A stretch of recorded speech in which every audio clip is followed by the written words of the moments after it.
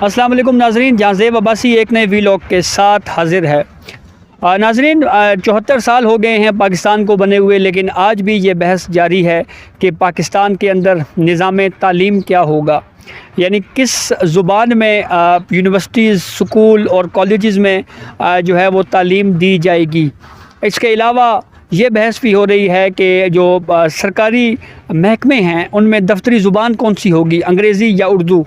इसी मामले के ऊपर सुप्रीम कोर्ट ऑफ पाकिस्तान में आज भी एक केस की समाअत हुई और ये केस था उर्दू के नफाज से मुतल्लिक। जो अदालती फ़ैसला दिया गया था उस पर अमल दरामद से मुतल्लिक सन 2003 में सुप्रीम कोर्ट ऑफ पाकिस्तान, जो कि मुल्क की सबसे बड़ी अदालत है, उसमें एक पटिशन दायर हुई और उसमें ये मौक़िफ़ इख्तियार किया गया कि आइन के आर्टिकल 251 में ये कहा गया है कि पाकिस्तान की जो सरकारी ज़ुबान होगी वो उर्दू होगी, लेकिन उसके ऊपर आज तक अमल दरामद नहीं हो सका।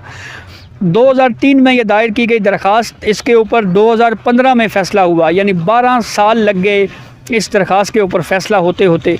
साबिक़ चीफ़ जस्टिस जवाद ख्वाजा की सरबराही में 3 रुकनी बेंच ने एक फ़ैसला दिया और उसमें ये कहा गया कि उर्दू को सरकारी ज़ुबान के तौर के ऊपर राइज किया जाए। 9 के करीब हिदायत दी गई, उस फ़ैसले पर अमल दरामद ना हो सका। अब 2021 है और 2021 में आज एक केस की समाअत हुई और इस केस में बुनियादी तौर के ऊपर जो कानूनी नुक्ता उठाया गया वो ये था कि उर्दू के नफाज से मुतल्लिक जो अदालती फ़ैसला है उसके ऊपर हुकूमतें अमल दरामद नहीं कर रही। इस केस की तफसीलात से पहले जो पटिशनर्स ये केस सुप्रीम कोर्ट में लेके आए हैं, सबसे पहले हम आपको उनकी गुफ्तगू सुनवाते हैं कि उन्होंने इस पटिशन में जो है वो क्या मौक़िफ़ इख्तियार किया है, क्या ग्राउंड्स लिए हैं।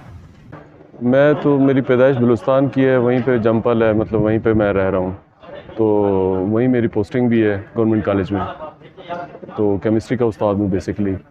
तो ये जो हमने केस लगाया था कंटेम्प्ट ऑफ कोर्ट का, पंजाब जो गवर्नमेंट्स हैं पिछली, और ये क्योंकि सुप्रीम कोर्ट के जो पहले आर्डर आए थे 2015 में कि जजमेंट आई थी कि जो प्रोविंशियल लैंग्वेजेस हैं, जो मदर टंग्स हैं, उनको जो है अपनी एक ड्यू प्लेस दी जाए उसके अंदर एजुकेशन में और ऑफिसेज़ में।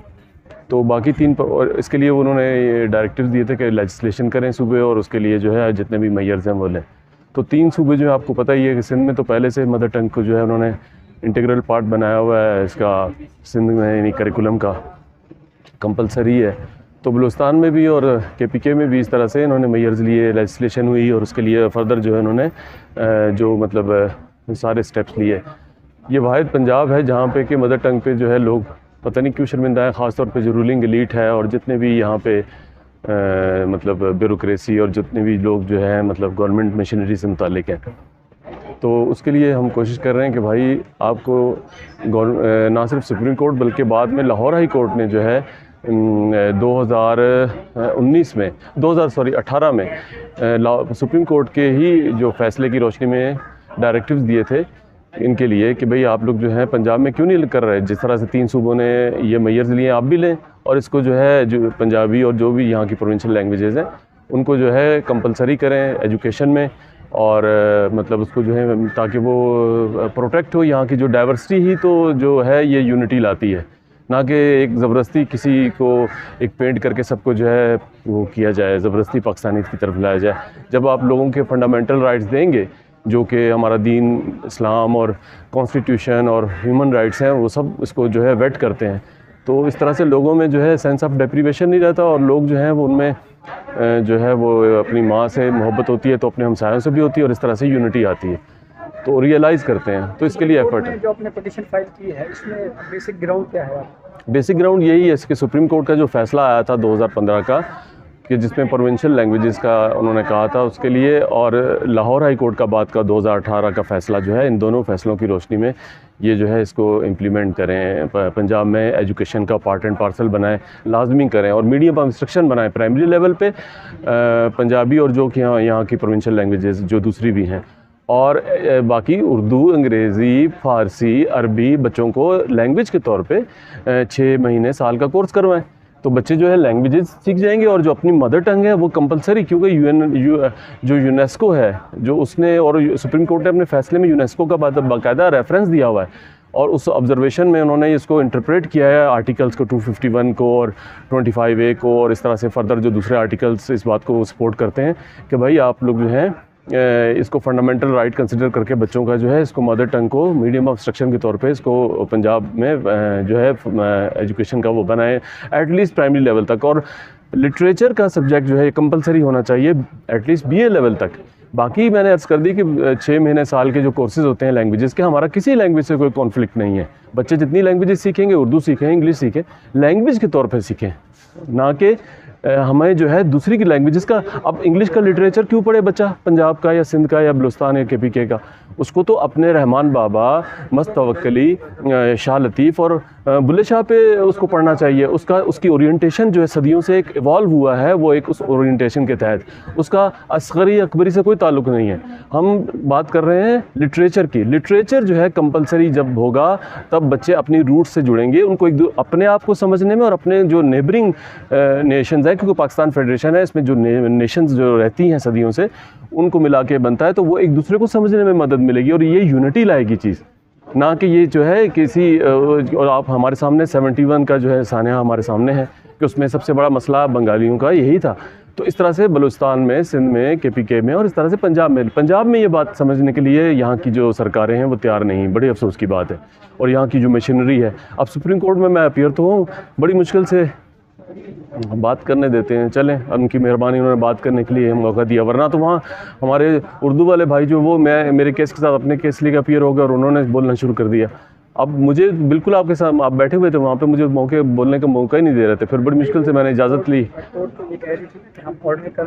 नहीं, वो ऑर्डर की जो डायरेक्टिव्स उन्होंने ऑर्डर में देने थे वो बड़े मैटर रखते हैं, वरना तो पंजाब गवर्नमेंट को पहले भी ऑर्डर करते रही है। लाहौर हाई कोर्ट का मैंने अर्ज़ कर दी कि 2018 का ऑर्डर है, तो इसी सुप्रीम कोर्ट के फैसले की रोशनी में फिर उसके बाद हम सुप्रीम कोर्ट में आते रहे, ऑर्डर जाते हैं, वो उसको जो है इधर उधर ट्रक की बत्ती के पीछे लगाते हैं। मैंने प्राइम मिनिस्टर का जो पोर्टल है उस पर 3-4 साल से ये इसके लिए फ़ाइट कर रहा हूँ, और उन्होंने इतना मैराथन इसको जो है इस मसले को चलाया। पंजाब की जो ब्यूरोक्रेसी है और वहाँ पे जो भी करता धरता है, उन्होंने इस मसले को चलाया इधर उधर की। पहले कहा कि हाँ ये तो ऑलरेडी लगाया हुआ है इलेक्टिव सब्जेक्ट के तौर पे, इलेक्टिव सब्जेक्ट के तौर पे हम कंपलसरी सब्जेक्ट और मीडियम ऑफ इंस्ट्रक्शन के तौर पे मांग रहे हैं, जो मैंने आपको डिटेल से बताई है। उस रोशनी में फंडामेंटल बच्चों का राइट है कि उनको मदर टंग में पढ़ाया जाए। यहाँ पे सिंगल नेशनल करिकुलम बना रहे हैं भाई। अच्छा, उस सिंगल फाइनली 3-4 साल ये केस चलाने के बाद आखिर में उन्होंने वज़ीर-ए-आज़म के पोर्टल पे जो लास्ट मुझे आया उसमें लिखा है कि हमने तो ये इस पर हमारा प्रेरोगेटिव जो है हमसे ले लिया गया है, अब ये सारा का सारा फेडरेशन यानी मरकज़ के पास, इस्लामाबाद के पास चला गया, उनसे रजू करें।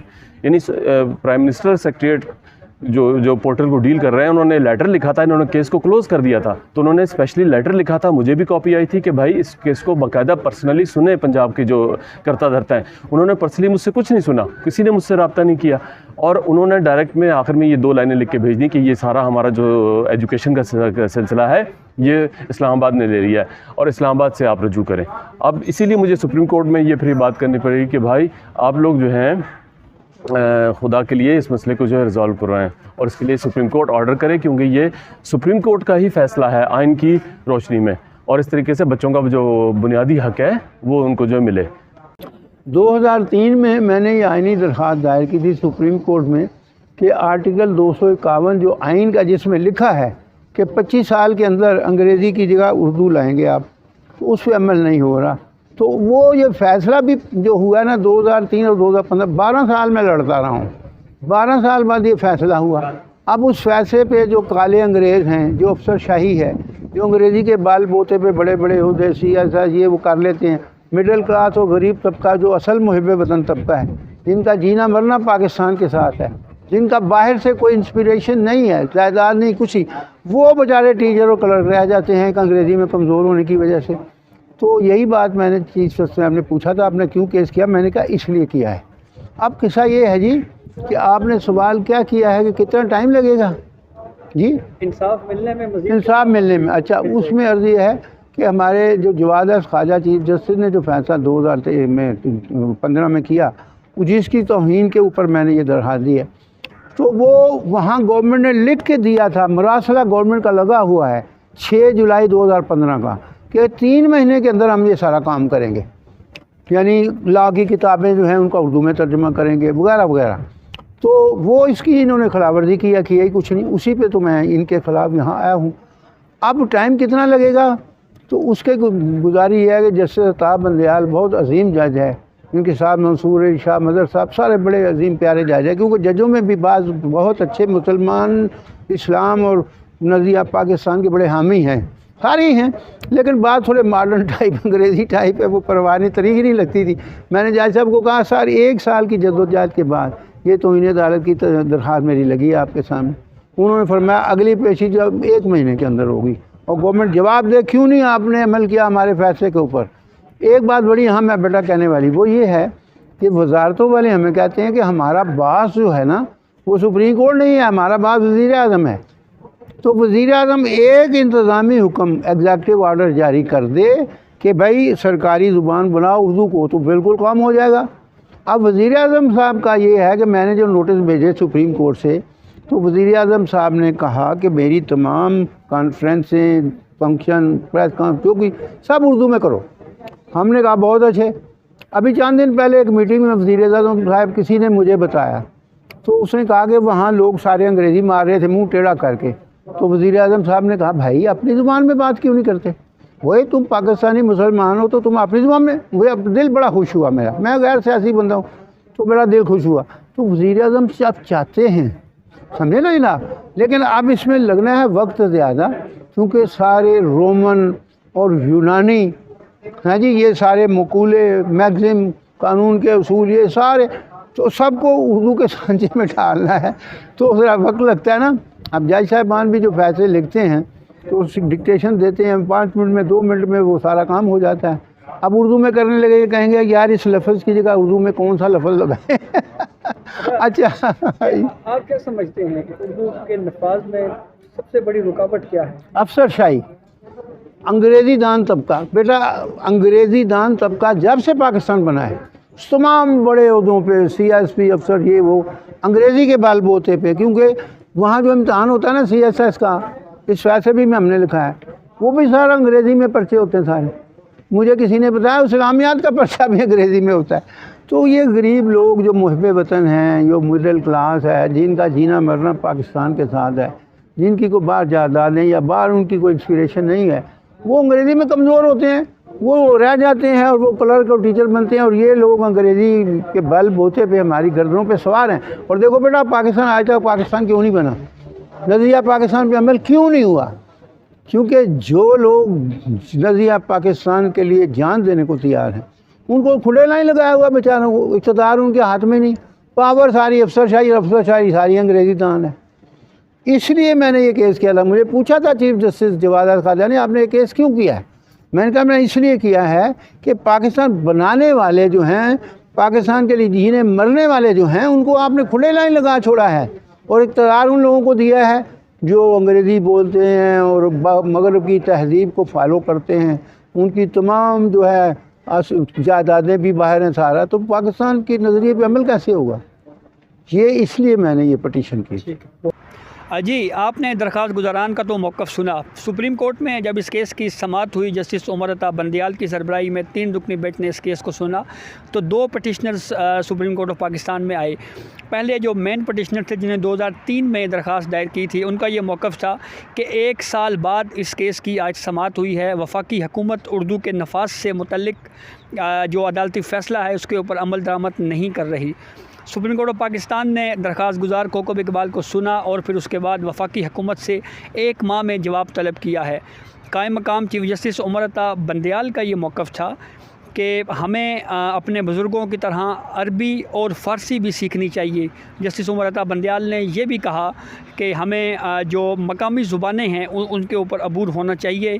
और हम देखते हैं कि दुनिया में जो तरक्की याफ़्ता ममालिक हैं वहाँ पे भी मकामी ज़ुबान जो है उसको बहुत ज़्यादा पजीराई दी जाती है, बहुत ज़्यादा जो है उसको फ़रोग़ दिया जाता है।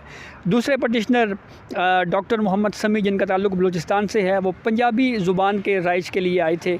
उनका ये मौक़िफ़ था कि जो पंजाब में जो निज़ाम तालीम है वो पंजाबी ज़ुबान में जो है वो किया जाए। इस हवाले से सुप्रीम कोर्ट ऑफ पाकिस्तान ने इसके ऊपर भी पंजाब हुकूमत से 1 माह में तहरीरी जवाब तलब किया है। अब एक माह के बाद इस केस की दोबारा समाअत होगी, जिस पे सुप्रीम कोर्ट ऑफ पाकिस्तान मज़ीद जो है इस मामले के ऊपर आगे कार्रवाई आगे बढ़ाएगी। दूसरा पहलू इसमें यह है कि हुकूमत ने यकसा निज़ाम तालीम के लिए जो है वो इक़दामात करना शुरू कर दिए हैं। पूरे मुल्क में एक जैसा निज़ाम तालीम राइज कर दिया गया है और अब उसको चेक किया जा रहा है। ताहम एक तरफ हम ये देखते हैं कि कभी रियासत मदीना कायम करने की बातें होती हैं, कभी ये कहा जाता है कि चाइना जैसा जो है वो निज़ाम पाकिस्तान में लाया जाएगा, लेकिन आज 74 साल गुज़रने के बावजूद अब तक ये तय नहीं हो सका कि पाकिस्तान का जो निज़ाम तालीम है वो किस ज़ुबान में होगा, यानी कौन सी ज़ुबान में जो पाकिस्तान के जो तालिब इल्म हैं स्कूलों में, कॉलेजेस में और यूनिवर्सिटियों में, उनकी जो निज़ाम तालीम है वो किस ज़ुबान में होगी, उर्दू में होगी, अंग्रेज़ी में होगी, फ़ारसी में होगी, अरबी में होगी। तो ये मामला बहुत अहम है। अब सुप्रीम कोर्ट ऑफ पाकिस्तान का देखना ये है कि वो इस हवाले से क्या अहम फ़ैसला देती है। एक तरफ यकसा निज़ाम तालीम के हवाले से जो पॉलिसी है वो इम्प्लीमेंट हो चुकी है, दूसरी तरफ अब दोबारा सुप्रीम कोर्ट ऑफ पाकिस्तान में ये मामला आ चुका है। तो वफाकी और सूबाई हुकूमतों के जवाबात इस मामले में क्या होंगे, ये भी एक बड़ा दिलचस्प मामला है। तो इस हवाले से जो भी अपडेट होगी उससे आपको आगाह करेंगे। बहुत शुक्रिया।